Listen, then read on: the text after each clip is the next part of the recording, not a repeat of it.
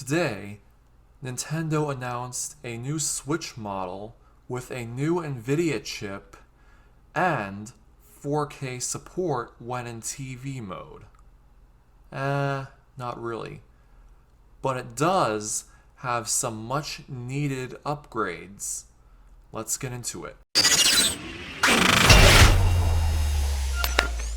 Hey guys, it's FanaticGuide, and today we are going to look at the Nintendo Switch OLED model. Yes, that is what it's actually called, and in my opinion, I think it's one of the most uninspired names for a consumer electronics product.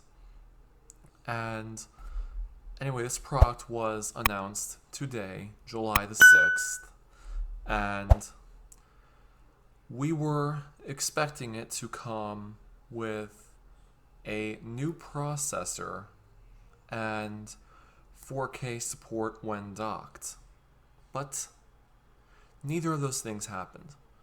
Instead, what we got was a OLED display. So those of you who are wondering about whether or not there's a difference between an OLED display and the current LCD display, yes, there is. The LCD display actually uses a backlight to illuminate the pixels, whereas the OLED display's pixels produce their own light, meaning there are going to be deeper blacks because the OLED panel will be able to turn off each individual pixel, and there will be a better contrast between lights and darks, and it'll be overall more power efficient. And the screen on the OLED model is 7 inches, whereas the current Switch is 6.2 inches. So I have just the regular tablet here. So I have now a photo of it with the Joy-Cons on it as you'd normally see it when you're playing a game. And a pleasant surprise would be you now have double the storage, the internal storage on this model than you do on the current one. So hopefully you won't be digging around for any more SD cards and putting them in. And an even more pleasant surprise is that there's a new kickstand a la Microsoft Surface Pro, which extends across the entire bottom part of the device. Again, it's a lot like the Surface Pro in my opinion, but it is way better than what the current Switch has, which is very cheap and can come off easily. And the onboard speakers are enhanced. I don't know what they did to them. They obviously didn't add Dolby Atmos to them. They obviously want to keep the costs down so regular consumers can buy them. And another thing they added was to the dock.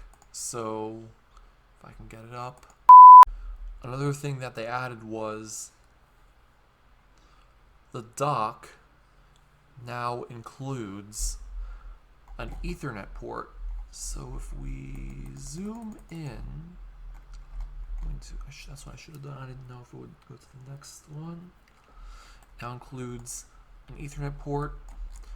Just pop off this plastic panel and you see that HDMI out and a USB Type-C port. So I am guessing that's what this hole is meant for, so that all those can go out all from that one place. And then you have these two USB ports right there. Anyway, that's enough for that dock.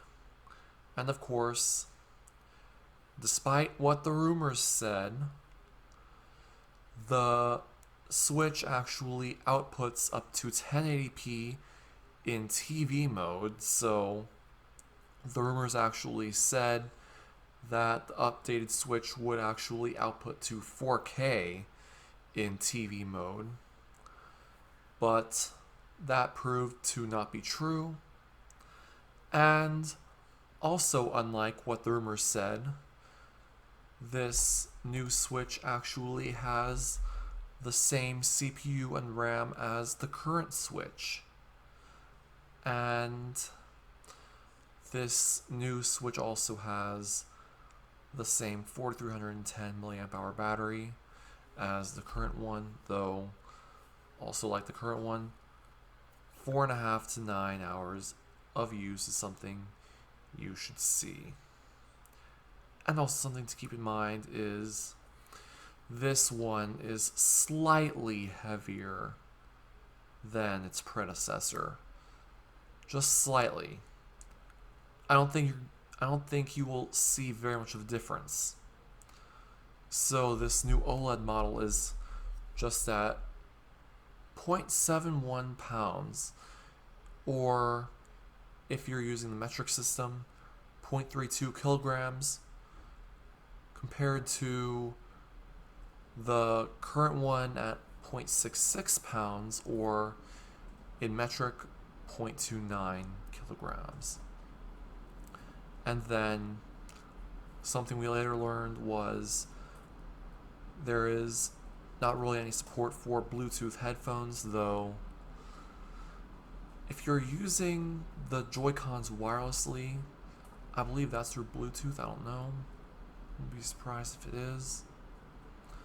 And something that is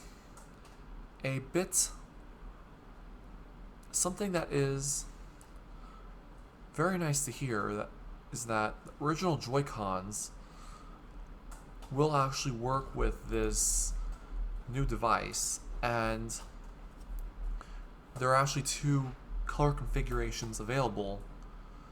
The one with white Joy-Cons and the matching dock, as shown in this photo and this photo, and the other with red and blue Joy-Cons and a black dock, which unfortunately I don't have photos for. And this will go on sale just for $50 more than the current Switch on October the 8th. So it's just a nice October surprise. But anyway, if you found this helpful, then please make sure to rate, comment, and subscribe for more videos, and I'll see you next time.